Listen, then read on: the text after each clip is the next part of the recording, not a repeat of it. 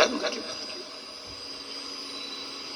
आज यहां शास्त्र कह रहा है, हिरण्यकशिपु ने जो वर मांगा, घर आकर देखा तो धर्म पत्नी नहीं है, धर्म पत्नी को लिया तो नारद जी के यहाँ गर्भ का जो ज्ञान मिला था, उस ज्ञान की प्रबलता में धर्म पत्नी प्रखर हुई महाराज।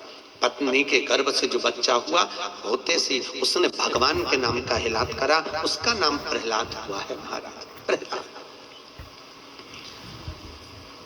खोलते तेल में डाल दिया,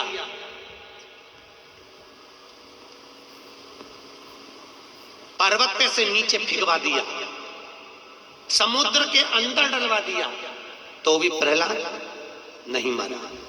आखिरी में हिरण्यकशिपु ने अपनी बहन को बुलवाया। क्या नाम था उसकी बहन का? जम के बोलो जरा। होलिका। कौन से महाराज ने बताया कि हिरण्यकशिपु की बहन का नाम होलिका था? क्या नाम था? डूंडा। हिरण्यकशिपु की बहन का नाम था डूंडा। कौन थी ये प्रहलाद की? हिरण्यकशिपु की बहन, प्रहलाद की बुआ। आप में से कितनी बुआ बैठी है? बुआ कितनी है? सब बुआ हो ना? अरे बोलो तो, हो सब बुआ? तो बुआ ऐसी होती है कि अपने भतीजे को आग लगा दे? अरे बोलो तो, होती है ऐसी? नहीं। प्रहलाद को गोदी में लेकर डूंडा बैठ गई, उसके पास ब्रह्मा जी की दी हुई एक चादर थी। हिरण्यकशिपु ने कहा, इसको ओढ़ कर बैठ जाना, तू जलेगी नहीं, तेरा भतीजा जल जाएगा।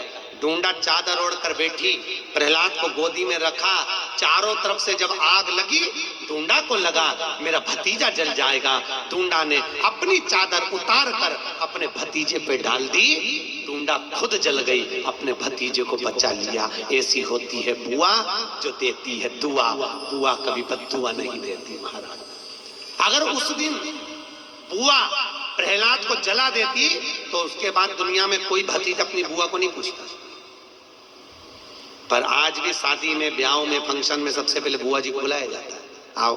बुआ को इसलिए बुलाते हैं क्योंकि उनने भतीजे की रक्षा करी थी।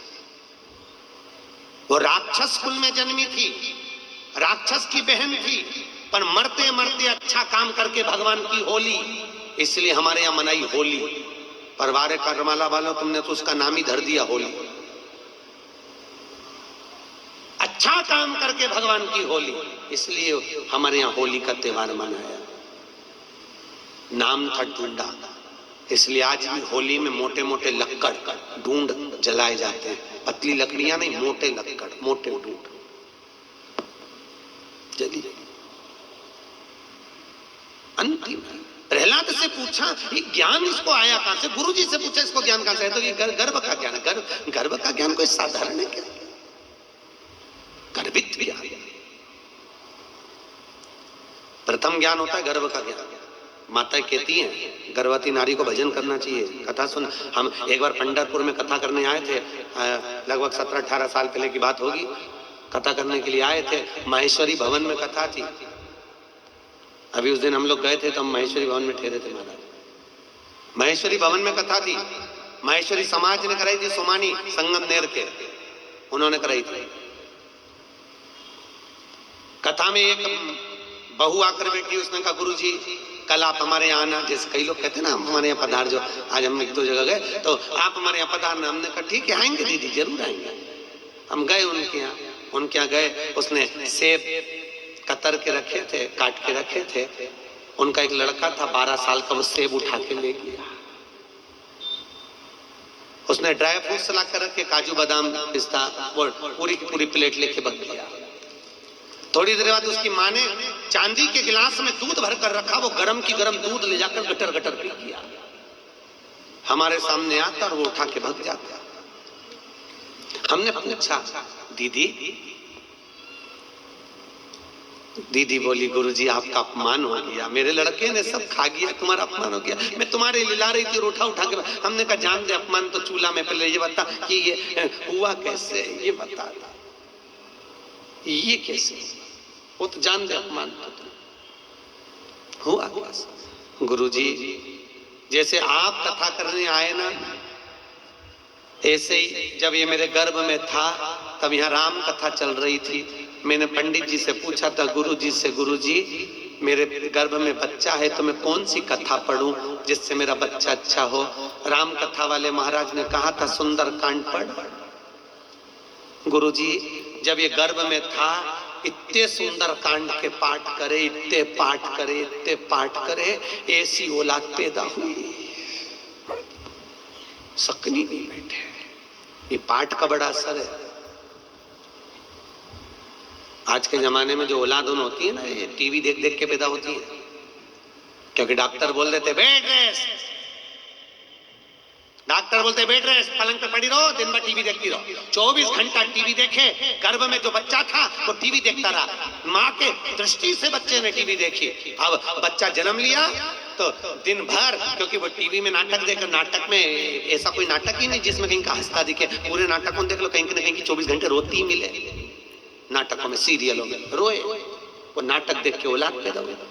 अब घर की बूढ़ी बूढ़ी माताएं कह देती है, कहने में चूकती थोड़ी ना माताएं, तुरंत बोलती भैया हमारी भी 5-5 औलाद थी, हमारी भी 4-4 औलाद थी, खिला दो पटक दो, खेलती रहे। और हमारी बहू ने ऐसी औलाद पैदा करी, राम एक करी, वो भी ऐसी करी, दिन भर पे करे, दिन भर रोए, दिन भर। मायके कहने में कोई चूकता नहीं, तुरंत बोल देते। अब प्रहलाद गर्भित ज्ञान इतना प्रबल था। हिरण्यकशिपु ने पूछा क्या इस खंबे में तेरा भगवान है? हाँ खंबे में। खंबे पर गदा का प्रहार करा, टूट कर नीचे गिरा। नरसिंह भगवान प्रकट हो गए। नरसिंह भगवान प्रकट हुए और पहुंचकर हिरण्यकशिपु को पकड़कर ले जाकर देहली पर बैठकर, ना अंदर मारे ना बाहर, देहली पर मारा, ना नीचे ना ऊपर, जंघा पर मारा, ना अस्त्र से ना शस्त्र से, नख से फाड़ा, न दिन में ना रात में, शाम के समय मारा, ना नर से ना पशु से, नरसिंह बनकर मारा, और ना 12 महीने में मरे, इसलिए एक अधिक कर अधिक मास में मारा। कौन से महीने में? अधिक मास। उधर को फाड़ दिया, आंतों को निकल कर धारण कर लिया। नरसिंह भगवान की ये यहां तक की कथा तो भागवत में भी लिखी है, सुनी कि नहीं सुनी? अरे बोलो तो, सुनी है ना? अब जो कथा वेद व्यास जी ने शिव महापुराण में लिखी वो आ रही है, सुनो, ध्यान दो।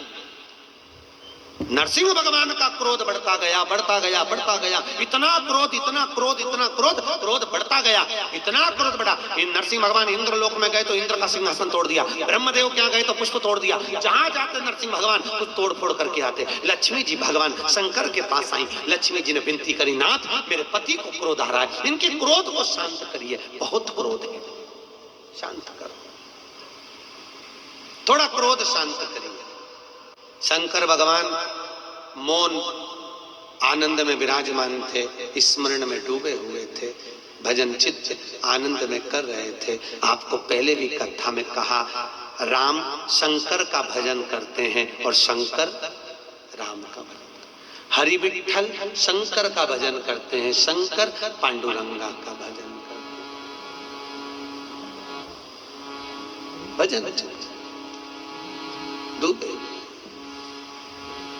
जय जय विठ्ठल विठ्ठल विठ्ठला, जय जय विठ्ठल विठ्ठल विठ्ठला, जय जय विठ्ठल विठ्ठल विठ्ठला।